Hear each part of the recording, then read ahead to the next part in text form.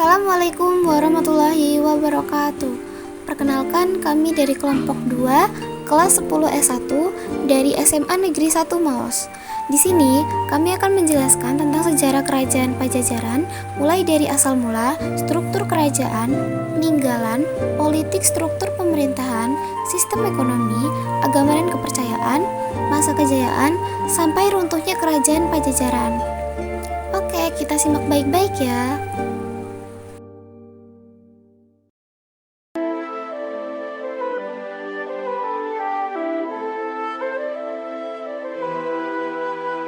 Sejarah Kerajaan Pajajaran. Kerajaan Pajajaran adalah kerajaan yang bercorak Hindu yang diperkirakan berpusat di Pakuan atau Bogor, Jawa Barat. Dalam naskah-naskah kuno Nusantara, kerajaan ini sering pula disebut dengan Negeri Sunda, Pasundan, atau Pakuan Pajajaran. Kerajaan Pajajaran merupakan kelanjutan dari Kerajaan Tarumanegara dan Kerajaan Galuh. Kerajaan Pajajaran tidak dapat terlepas dari kerajaan-kerajaan pendahulunya, seperti Kerajaan Tarumanegara, Kerajaan Sunda dan Galuh, serta Kawali. Hal ini disebabkan pemerintahan Kerajaan Pajajaran merupakan kelanjutan dari kerajaan-kerajaan tersebut.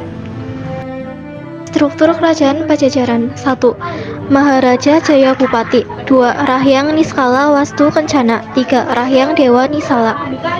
4. Sri Baduga Maharaja. 5. Hyang Wuni Sora. 6. Prabu Surawi Sesa. 7. Prabu Ratu Dewata. Peninggalan Kerajaan Pajajaran. 1. Babad Pajajaran merupakan naskah kuno. Isi dari naskah ini cerita tentang cikal bakal Kerajaan Pajajaran.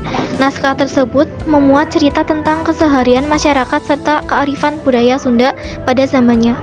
Cerita Parahyangan merupakan salah satu peninggalan dari Kerajaan Pajajaran yang menceritakan tentang Hyang Wuni Sora. Dia menjadi pengganti Raja Sri Baduga setelah gugur dalam perang Bubat.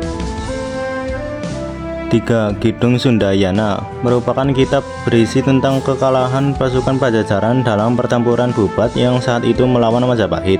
Selain itu, dalam kitab ini menceritakan tewasnya Raja Sri Baduga beserta putrinya. 4. Prasasti Batu Tulis ditemukan di Kelurahan Batu Tulis, Kecamatan Bogor Selatan. Peninggalan ini diperkirakan berasal dari abad ke-11 hingga abad ke-16 dan dibuat pada masa pemerintahan Prabu Surawi Sesa setelah kematian ayahnya, yaitu Prabu Siliwangi. 5. Prasasti Sahyang Tapak. Peninggalan yang sering disebut dengan nama Prasasti Citasih merupakan tanda terima kasih raja kepada pasukan kerajaan Pajajaran karena telah memenangkan perang melawan pasukan Swarna Bumi. Prasasti Kawali sering disebut dengan nama Prasasti Astana Gede. Ini berasal dari daerah Ciamis. Isi yang terdapat di dalam prasasti ini tentang dipindahkannya pusat kerajaan dari Pakuan Pajajaran ke Kawali. Prasasti Rakrian, juru pengamat, ditemukan di Bogor. Sudah sejak 928 Masehi, prasasti ini ditulis menggunakan bahasa Jawa kuno dan Melayu yang menceritakan tentang pengembalian kekuasaan Raja Kerajaan Pajajaran. Peninggalan Kerajaan Pajajaran. 8. Prasasti Perjanjian Sunda Portugis berbentuk monumen batu. Prasasti yang ditemukan pada 1918 ini menggambarkan perjanjian antara Kerajaan Sunda dengan Kerajaan Portugal. Yang selanjutnya ada politik dan struktur pemerintahan. Kerajaan Sunda Pajajaran menganut sistem pemerintahan feodal. Nah, yang dimaksud dengan sistem pemerintahan feodal adalah sistem sosial atau politik yang memberikan kekuasaan yang besar kepada golongan bangsawan. Biasanya, sistem pemerintahan feodal ini dipimpin oleh seorang raja. Dalam buku Sejarah Indonesia Masa Hindu-Buddha tahun 2013 karya Suwardona, struktur pemerintahan kerajaan Sunda terdiri dari yang pertama ada Prabu atau Raja, kemudian yang kedua ada Putra Mahkota, Yang ketiga ada Mangkubumi atau Perdana Menteri. Yang keempat Mantri atau Menteri. Yang kelima Wando, pemimpin prajurit kerajaan. Yang keenam ada Syah Bandar atau kepala pelabuhan. Nah, dalam mengurusi daerah-daerah bawahan, raja mengangkat kepala-kepala daerah yang bertanggung jawab langsung terhadap Mangkubumi dan raja. Selanjutnya ada sosial ekonomi. Dalam buku sejarah Kerajaan-Kerajaan Besar di Nusantara 2017, karya Sri Wintala Ahmad, mayoritas masyarakat Kerajaan Sunda bekerja di sektor agraris dan sektor maritim dan perdagangan. Hal tersebut dikarenakan wilayah Kerajaan Sunda memiliki karakteristik tanah-tanah yang subur untuk melaksanakan aktivitas pertanian dan peternakan, juga untuk melakukan perdagangan dengan pulau-pulau lain untuk mendapat keuntungan. Dalam tatanan sosial masyarakat Kerajaan Sunda, kelompok masyarakat dibagi atas dasar fungsi yang dimiliki kelompok tersebut.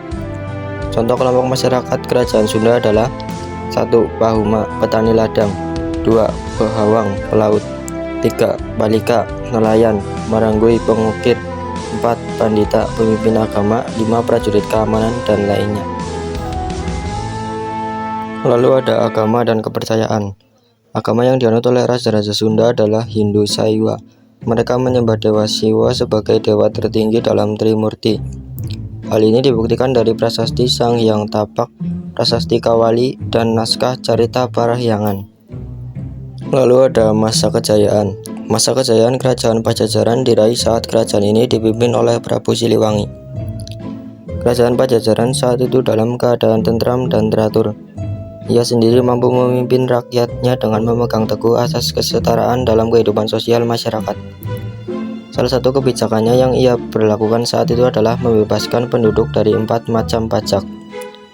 Ia pun juga berkomitmen dalam pembinaan agama, membuat jalan, membuat parit pertahanan, dan memperkuat angkatan perang. Khusus untuk yang terakhir, Prabu Siliwangi berhasil membuat angkatan perang yang tangguh. Tercatat kerajaan ini memiliki 100.000 prajurit dan 40 ekor pasukan gajah. Selanjutnya ada runtuhnya Kerajaan Pajajaran. Penyebab runtuhnya Kerajaan Pajajaran adalah adanya serangan dari kerajaan Sunda yang lain, yaitu Kesultanan Banten. Pada masa itu Kesultanan Banten dipimpin oleh Maulana Yusuf yang melakukan penyebaran agama Islam melalui penaklukan. Kerajaan yang menjadi target Maulana Yusuf untuk diruntuhkan adalah Pajajaran karena bercorak Hindu. Alasan Kesultanan Banten menyerang Kerajaan Pajajaran karena lokasinya yang berbatasan langsung dengan wilayah Kerajaan Pajajaran, di mana kedua kerajaan itu memiliki perbedaan pandangan dan kepercayaan. Kesultanan Banten memutuskan untuk menyerang Kerajaan Pajajaran.